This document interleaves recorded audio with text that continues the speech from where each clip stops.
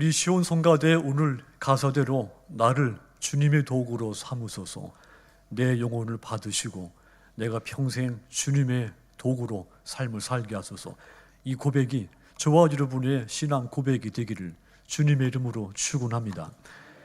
마태복음 4장 23절 보시면 예수께서 온 갈릴리에 두루다니사 그들의 휘당에서 가르치시며 천국 복음을 전파하시며 백성 중에 모든 병과 모든 약한 것을 고치시니 그랬습니다. 또 같은 복음서 마태복음 9장 35절도 보시면 예수께서 모든 도시와 마을에 두루다니사 그들의 휘당에서 가르치시며 천국 복음을 전파하시며 모든 병과 모든 약한 것을 고치시니라. 자, 이 말씀들은 예수님께서 그 공생의 기간에 가장 주력하신 것이 이 세 가지 일이라는 뜻입니다. 복음을 전파하고 가르치시고 각종 병자를 고치신 일이라는 말입니다. 자, 오늘 본문도 그 가운데 이 중풍병자를 치유하신 이야기입니다. 자, 의학이 발달한 지금도 병자들이 많지만 당시에는 가지각색의 병자들이 아주 많았습니다. 요즘은 자기가 무슨 병에 걸렸는지 병명이라도 알고 자리에 누웠습니다. 하지만 그 당시는 병명도 모르고 알아 누운 사람들이 대부분이었습니다. 복음서를 보면 이러한 그 가지각색의 병자들을 그 고치신 예수님의 치유 사역 이야기들이 이 복음서에 여기저기 많이 기록이 되어 있습니다. 자, 오늘 본문도 예수님이 이 중풍병자를 고치신 이야기인데 이 이야기는 마가복음 2장 1절과 12절에 똑같이 또 누가복음 5장 17절과 26절과 병행 구절을 이루고 있는 말씀입니다. 자, 이 중풍병자는 전신을 움직일 수가 없는 이 중증 환자였습니다. 자신의 의지와 자신의 힘으로는 예수님께 단 한 발자국도 나갈 수가 없는 그런 사람이었습니다. 그래서 다른 사람들이 그를 메고 예수님 앞으로 데리고 나간 겁니다. 그리고는 이 병자가 고침을 받고 건강한 몸으로 집에 돌아간 이야기입니다. 그에게 놀라운 기적이 일어난 겁니다. 누구든지 예수님 앞으로 나오기만 하면 기적은 일어납니다.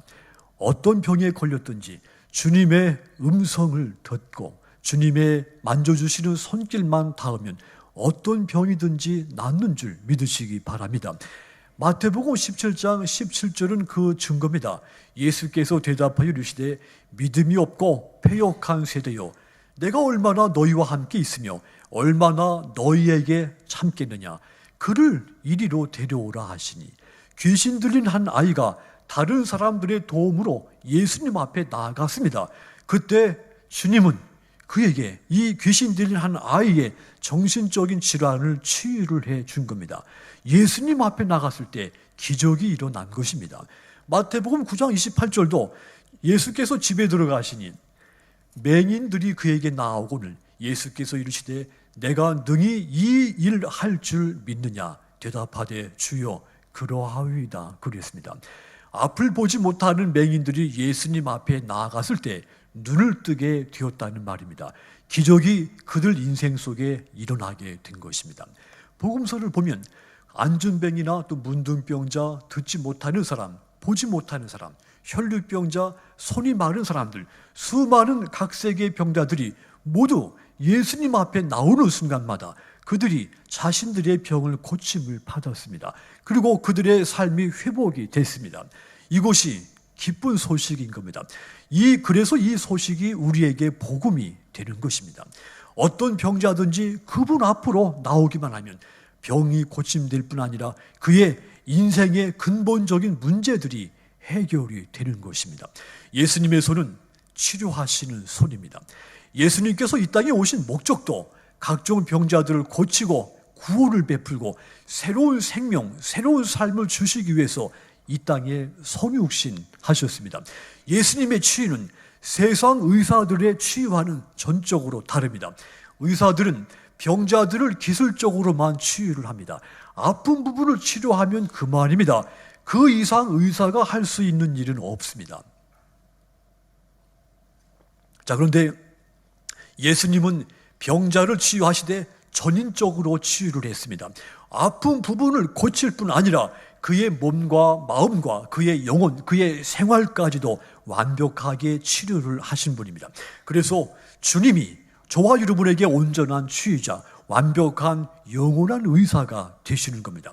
오늘 본문 보면 주님이 이 중풍병자를, 남들이 다 포기한 이 병자를 어떻게 완벽하게 치유하셨는가를 알 수가 있습니다.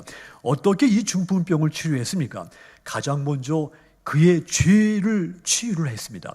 중풍병자가 예수님 앞으로 나왔을 때 주님이 그에게 가장 첫 번째 한마디가 작은 자야 네 병이 나으라 이렇게 말하지 않았습니다. 작은 자야 안심하라. 따라합시다. 네 죄사함을 받았느니라. 이 병자가 가장 듣고 싶은 말은 네 병이 나았다. 이 말을 가장 먼저 듣고 싶었습니다. 그런데 예수님은 그 말을 먼저 하지 않고 용기를 내어라. 네 죄는 용서를 받았다. 이렇게 선언을 했습니다. 이것은 무엇을 뜻할까요? 그의 병의 원인이 죄로 말미암았다고 하는 뜻입니다.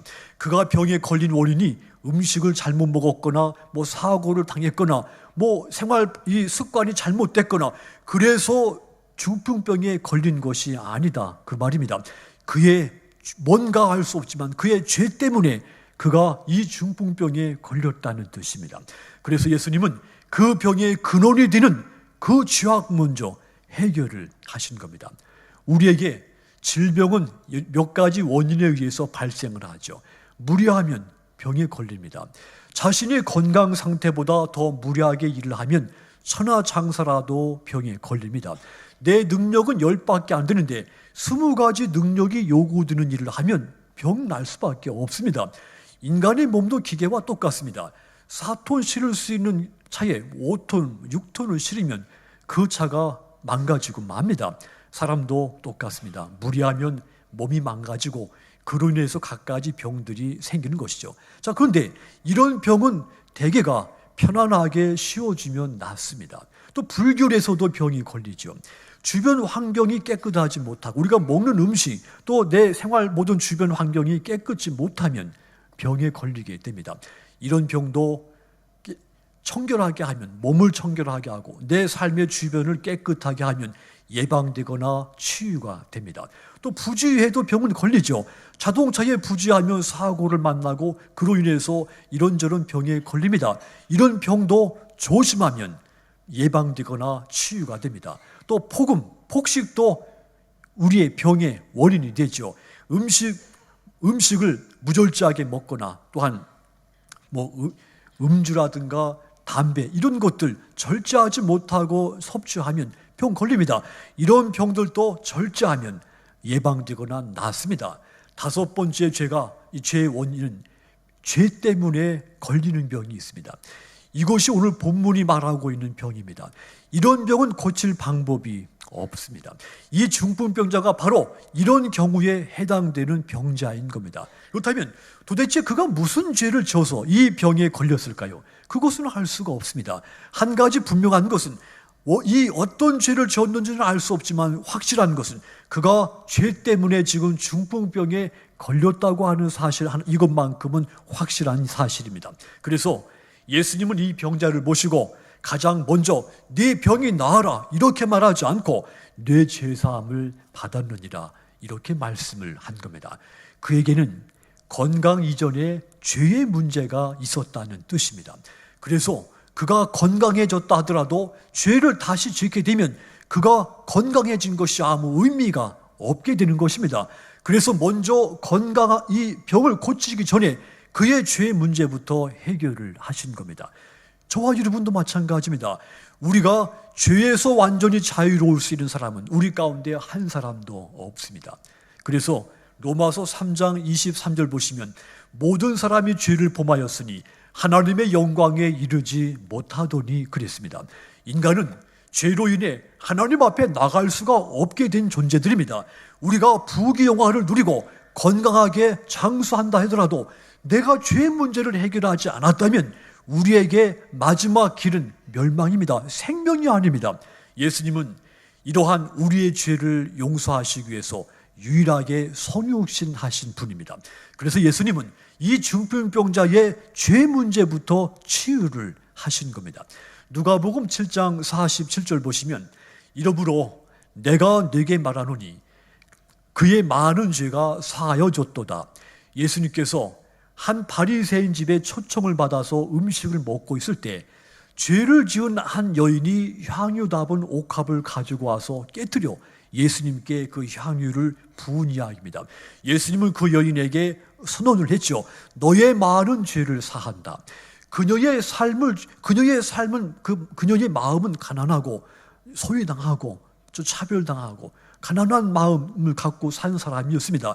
근데 그녀에게 예수님이 먼저 치유한 것은 그녀의 삶을 치유한 것이 아니라 그녀의 죄를 먼저 치유를 하신 겁니다. 이처럼 병은 죄 때문에 생기기도 하는 겁니다. 그런 병은 죄의 문제부터 해결을 해야 됩니다. 본문의 중풍병자도 죄로 말미암아 병이 생겼기 때문에 예수님이 가장 먼저 그의 죄부터 해결을 한 겁니다. 여러분, 건강한 삶을 살기를 소망하십니까? 그러면 건강 이전에 내 죄의 문제가 내게 없는지 성찰하셔야 됩니다. 죄의 문제가 내 안에서 발견되면 먼저 내 건강을 고침받기 전에 먼저 내 죄의 문제가 해결되도록 주님 앞에 나아가시기를 주님의 이름으로 권고를 드립니다.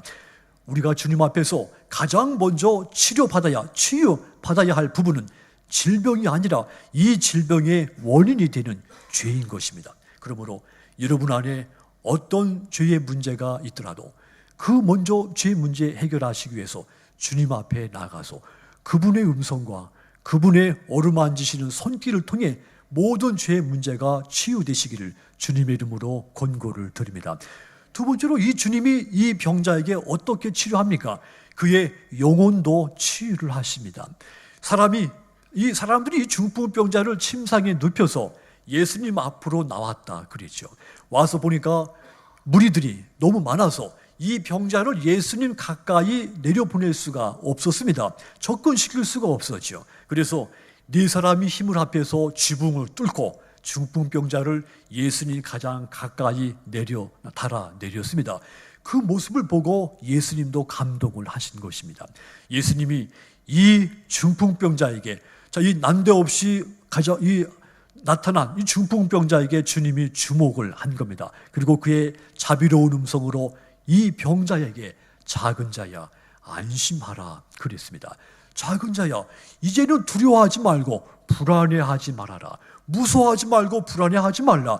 이렇게 말씀하신 뜻은 무엇입니까? 그의 영혼이 치유하셨다는 뜻이죠. 한마디로 그는 영혼이 매우 지금 불안하고 떨고 있었다는 말입니다. 두려움에 사로잡혀 있었다는 이야기죠. 이 중풍병자의 상태가 그럴 수밖에 없었습니다. 지금 얼마나 오랜 세월 동안 그가 이 침상에 누워 있었습니까? 많은 사람들 앞에 나타난 적이 지금 언제 이렇게 사람들과 만난 적이 기억도 나지 않을 만큼 그는 지금 전혀 놀라운 환경에 처한 것이죠. 몸은 움직일 수 없었지만 정신은 또 멀쩡했습니다. 그래서 오히려 하루하루가 매우 불안한 그런 사람이었죠. 몸은 말을 듣지 않고 희망은 없었습니다. 그러니 그의 하루하루는 매우 고통스러운 것이었죠. 지옥 같은 날마다 지금 수많은 세월을 살아오고 있었던 겁니다. 차라리 정신마저도 잃었으면 더 나았을 뻔했습니다. 왜냐하면 정신을 잃은 상태에서는 어떤 두려움과 걱정을 느낄 수가 없기 때문이죠. 그런데 그런 정신이 너무도 멀쩡했습니다. 그래서 오히려 더 불안하고 오히려 두려웠던 겁니다. 그의 영혼까지 병들어 있었던 겁니다. 그리하여 주님이 그를 모시고 작은 자여 안심하라. 그의 병든 영혼을 치유하신 겁니다. 예수님은 그에게 가장 절실한 것은 이 순간에 이 병자에게 가장 절실한 것은 영혼이 회복되는 것, 영혼의 평안을 얻는 거라는 사실을 아셨기 때문입니다. 그래서 두려움, 불안, 공포에 떨고 있는 그에게 병을 치료하시고 참된 안식을 쉼을 이 병자에게 얻게 하신 겁니다. 마가복음 5장 34절 보시면 예수께서 이르시되 따라 네 믿음이 너를 구원하였으니 따라합시다. 평안히 가라. 12년 동안 혈류증을 앓았던 여인을 치유하시면서 하신 말씀입니다. 그녀의 몸뿐 아니라 영혼을 먼저 주님이 치유를 하신 이야기입니다. 여기서도 순서가 그의 영혼을 먼저 치유하시고 그의 몸을 치유를 하셨죠. 여러분, 영혼에 평안이 없으면 아무리 행복한 일을 만나도 행복이 되지가 않습니다. 영혼이 평안하지 못하면, 영혼이 안식이 없으면 아무리 좋은 일을 만나도 웃음이 나오지가 않습니다. 자녀들이 다 성공하고 출세해도 부모의 영혼이 병들어 있으면 자녀들의 성공이나 출세도 아무 의미가 없습니다. 그래서 영혼의 치유가 중요한 겁니다. 사도 요한이 내 영혼이 잘된 같이 내 범사가 잘 되기를 바라노라 그랬습니다. 영혼이 평안한 것과 범사가 잘 되는 것이 같아야 된다는 말입니다. 이 상태가 온전한 치유된 삶이라 할 수가 있는 겁니다. 예수님은 이 본문에 이 뭉든 병자의 영혼을 치유하셨고 오늘 저와 여러분의 병든 영혼을 치유하시기를 원하시는 분입니다. 여러분의 영혼은 지금 평안하십니까? 우리 주님은 오늘 우리를 향해서 작은 자야 안심하라 말씀을 하십니다. 질병이 너를 짓누르고 세상의 풍파가 거세게 일어나도 평안히 가라 말씀하시는 분입니다. 주님의 이 거룩하고 자비로운 음성을 듣고 우리의 병든 영혼이 치유받고 참된 안식과 평안이 가득 넘치게 되기를 주님의 이름으로 축원합니다. 또한 그의 이 병을 어떻게 치유합니까? 이제 비로소 그의 병든 육신을 고칩니다. 예수님이 그의 지와 영혼을 고치고 나서 말씀을 하죠. 내 침상을 들고 집으로 가라. 그 순간 그는 일어나서 집으로 돌아갑니다. 기적이 일어난 것입니다. 들것에 실려 들어왔는데 이제는 반대로 들것을 들고 집으로 간 것입니다. 이제 그의 병은 완벽하게 치유가 됐습니다. 이제 그는 이제 죄와 영혼과 육신의 모든 질병을 온전하게 고침을 받은 것이죠. 그가 들것에 들려 예수님 앞에 왔을 때 아주 절망적인 상태였습니다. 어느 누구도 이 상태에서 이 사람의 병이 나을 것이라고 믿는 사람은 한 사람도 없었습니다. 아무도 그가 치유받을 것이라고는 믿지 않아 상상조차도 못했죠. 오직 그를 들것에 들고 나온 사람들만 어쩌면 예수님께 이 사람을 데리고 가면 이 사람이 나을지도 모르겠다. 그들만에게 이런 믿음이 있었지 아무도 믿지를 않았습니다. 하지만 그의 병은 고침을 받았습니다. 그래서 더 거기만 모였던 사람들이 더 놀라고 하나님께 영광을 돌리게 된 겁니다. 절망이 크고 깊을수록 기적이 가까이 있다는 사실을 믿으시기 바랍니다. 여러분의 삶이 절망이 깊어질수록 오히려 더 소망을 갖고 믿음을, 기적을 기다리시기를 주님의 이름으로 축원합니다. 누구든지 들것에 들려서라도 예수님 앞으로 나와야 됩니다. 다른 사람의 손에 이끌려서라도 예수님 앞에 나와야 됩니다. 또한 다른 사람을 강권해서 주님 앞으로 데리고 와야 합니다. 왜냐하면 그분만이 저와 여러분을 온전하게 치유하시는 완벽한 의사가 되시기 때문입니다. 마태복음 12장 12절 보시면 예수께서 하시고 거기를 떠나가시니 많은 사람이 따는지라 예수께서 그들의 병을 다 고치시고 주님을 만나는 사람들마다 모두 육신의 병을 치료받았다고 하는 이야기입니다. 이처럼 여러분들 또한 들것에 실려서라도 예수님 앞에 나와서 그분의 음성과 그분의 어루만지시는 손길을 통해 모든 병을 고침받는 여러분들이 다 되시기를 주님의 이름으로 축원합니다. 더욱 중요한 치료는 마지막으로 그의 생활을 치료를 하셨습니다. 그의 삶을 다시 온전하게 회복을 시켜준 겁니다. 병만 고친 것이 아닙니다. 예수님이 그에게 말씀을 했죠. 내 침상을 가지고 집으로 가라. 무슨 뜻일까요? 이제 너의 병이 나았으니 집으로 돌아가서 정상적인 생활을 하라. 일상적인 그동안 망가지고 잃어버렸던 일상적인 삶을 회복하라는 뜻입니다. 사실 그는 그동안 이 병 때문에 정상적이지 못한 생활을 했죠. 집안에서 그는 아무 일도 돕지를 못했습니다. 하다못해 젓가락 하나도 이 식탁 위에 얹어놓지를 못했습니다. 오히려 다른 가족들을 의존해야만 했습니다. 가정 안에서 다른 식구들에게 큰 무거운 짐을 지어주는 그런 삶을 살고 있었습니다. 환자 입장에서 자신의 그 환자 입장의 그런 심리적인 부담은 어떤 말로도 표현할 수가 없이 절망스럽고 낙심되고 힘든 것입니다. 마을에서도 마찬가지였죠. 이웃 사람들과 함께 정상적으로 어울리지를 못했습니다. 경조사에도 참여하지 못했을 뿐 아니라 마을의 공동 일에도 참여하지를 못했죠. 그럴 때마다 이렇게 참여해야 할 시간에 참여하지 못할 때마다 그의 마음은 더 깊게 그늘지고 병든 겁니다. 한마디로 그는 일상생활에도 깊이 병들어 있었다는 뜻입니다. 육신이 병들면서 그의 인생도 병든 것입니다.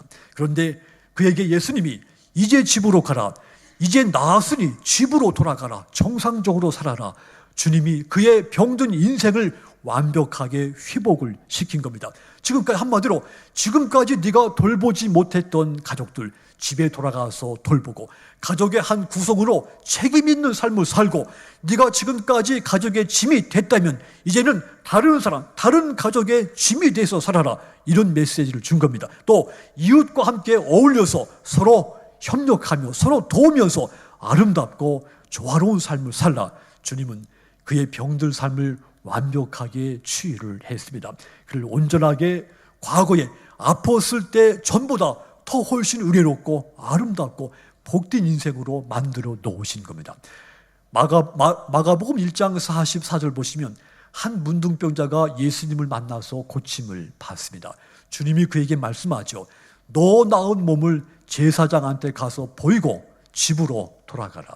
제사장은 그가 문둥병에 걸린 것을 확인되는 순간 제사장은 그에게서 시민권을 뺏고 문둥병만 모여 사는 이 마을로 격리를 시켰던 겁니다. 즉 다시 문둥병이 치료가 됐으니까 다시 마을로 돌아오려면 그 나았다고 하는 것을 제사장한테 보여주어야 되는 겁니다.